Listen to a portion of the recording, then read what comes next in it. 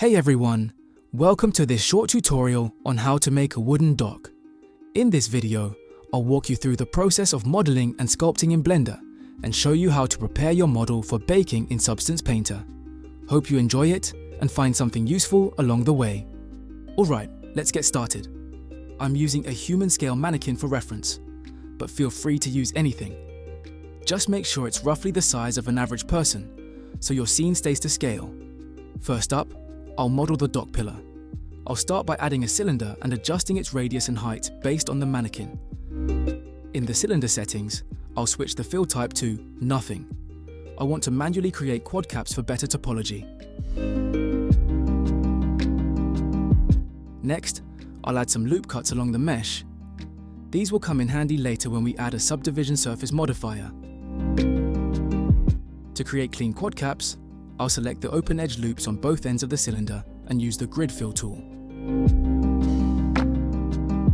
Then, I'll add a bevel modifier. This bevels the sharp edges on both sides of the pillar and acts as a support loop, keeping our shape nice and crisp when subdivided. Once I'm happy with the bevel, I'll apply the modifier, then add a subdivision surface modifier set to 2 subdivisions and apply that as well. Next, I'll switch over to the sculpting workspace. When sculpting wooden beams, I like to start with the layer brush. It's great for creating bumps and bulges, just like you'd see in natural wood. Feel free to experiment with the brush settings here. You don't have to follow mine exactly, just go with what works best for your style.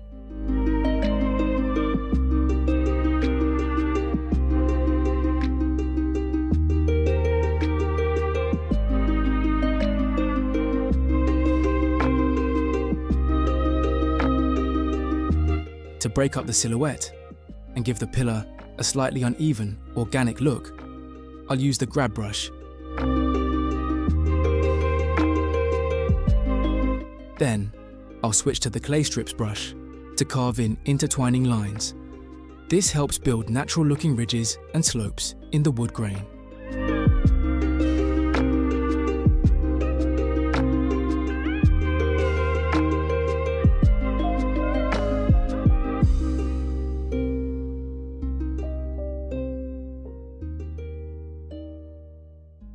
To give the surface a more weathered look, I use the scrape brush to shave down areas of the wood.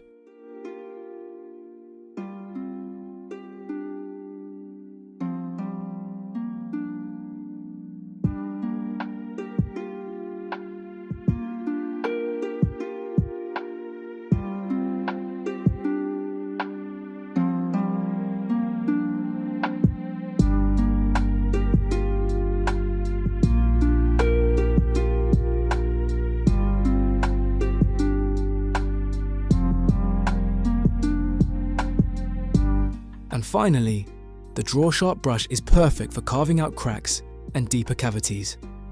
Now you'll probably notice my mesh looks a bit jagged or pixelated when sculpting. That's due to 2 things. First, the mesh is still flat shaded from when we added it, so it's not displaying smooth transitions between faces. That's an easy fix, which I'll show later. Second, the base mesh doesn't have evenly sized or dense enough geometry to support high-quality sculpting details. For a more technically correct result, you'd want a denser, evenly distributed quad mesh. But since this is a personal project, I'm not too worried about perfection here. To fix the shading issue, select your mesh in Object mode, go to the Object tab, and select the Shade Smooth option. Once the dock pillar is done, I'll repeat the same process to create some planks and beams. Be sure to make a few variations. This helps avoid repetition and adds more visual interest to your final model.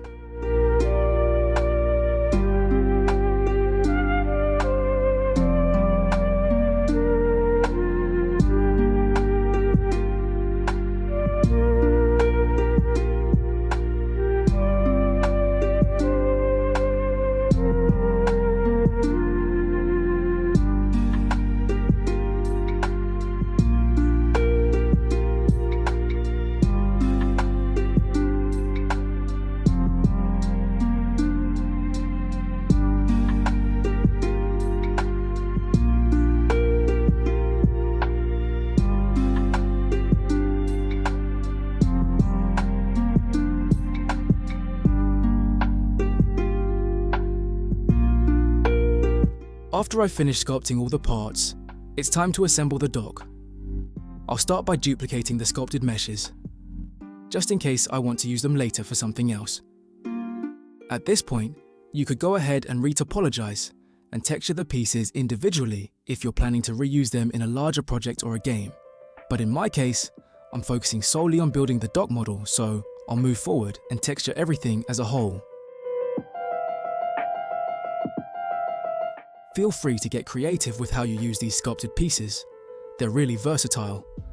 As long as you're working with the high poly versions, you can scale and arrange them however you like. Just keep in mind, if you've already textured them, changing the mesh afterward might cause stretch textures.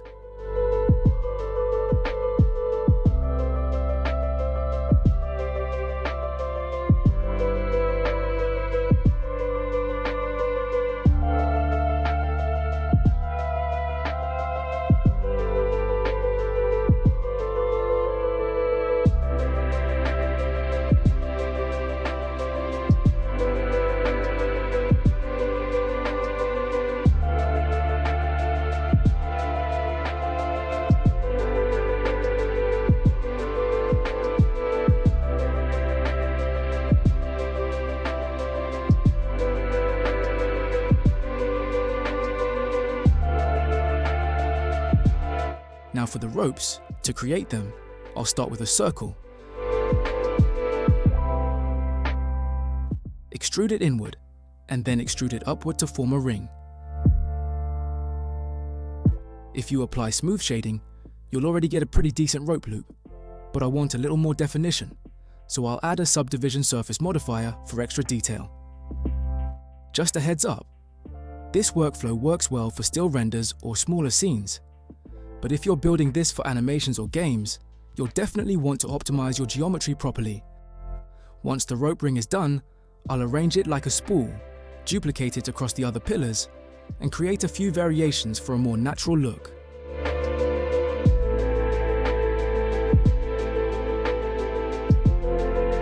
Once I'm happy with how the high poly model looks, it's time to create a low poly version. This helps reduce memory usage in the scene and keeps things running smoothly. This model will be used in my time-lapse video, where I recreate the sewer exit scene from The Elder Scrolls IV: Oblivion. I know there's going to be a lot of foliage and memory-heavy effects, so it's better to stay on the safe side and optimize early. First, I'll duplicate the assembled dock and move it into a new collection. One collection will hold the high poly version, and the other will contain the low poly one. Next, I'll join all the individual parts of the dock into a single mesh. To quickly reduce the poly count, I'm using the decimate modifier, a great tool for fast optimization. But keep in mind, while decimate is fast, it can also deform your mesh, and it tends to generate a lot of triangles, which makes the result unsuitable for animation. For this project though, that's not a problem, since it's for a still image. Next, I'll create a material for the dock and move on to unwrapping the model. For the unwrap, I'm using the Smart UV project method.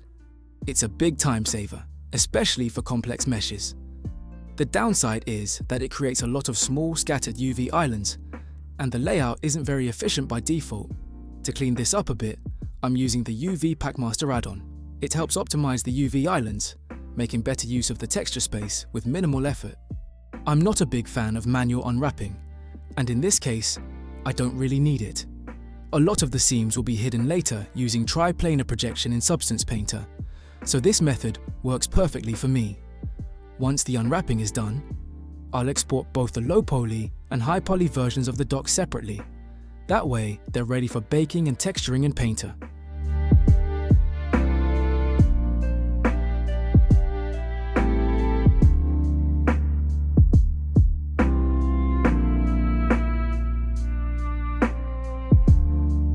In Painter, I'll start by importing the mesh. Once that's done, it's time to bake the mesh maps. First, I increase the output size. A higher resolution here gives more detailed maps, which in turn improves the quality of any generated masks later on. In the high poly parameters section, I'll load the high poly mesh I exported earlier. If you're baking without a cage, you'll need to set the max frontal distance. This controls how tightly the bake fits around your low poly mesh. You can use the visual preview on the right to check this. Blue shows your mesh and the area being baked on. White represents your ray distance, and red indicates parts where the distance is too short, meaning those areas won't capture any detail from the high poly mesh. Once you've adjusted everything and you're happy with the setup, just hit bake and you're good to go. Now, one important thing to note, for your bakes to turn out correctly, both the low and high poly meshes must be exported from the same coordinates in Blender. They need to be perfectly overlapping. Otherwise, the bake won't work properly. In this part of the video, I'm using the stylized base material you've seen in some of my earlier videos. I won't go into detail here about which layer does what, since I've already covered that in previous tutorials. If you're curious, I've added a link in the description to a video that explains the full breakdown. And if you prefer a step-by-step guide on how to set up your own stylized material from scratch, just let me know in the comments. I'd be happy to make a dedicated video on that. And that pretty much wraps up this short tutorial on how to make a wooden dock using Blender and Substance Painter. From here, it's really up to you to decorate and customize the dock however you like to suit your scene. If you want to see how I use this model in action, check out my time-lapse video where I recreate an iconic scene from the Elder Scrolls 4 Oblivion, but reimagined as a classic CRPG-style game. Thank you for watching, and I'll see you in the next one. Bye.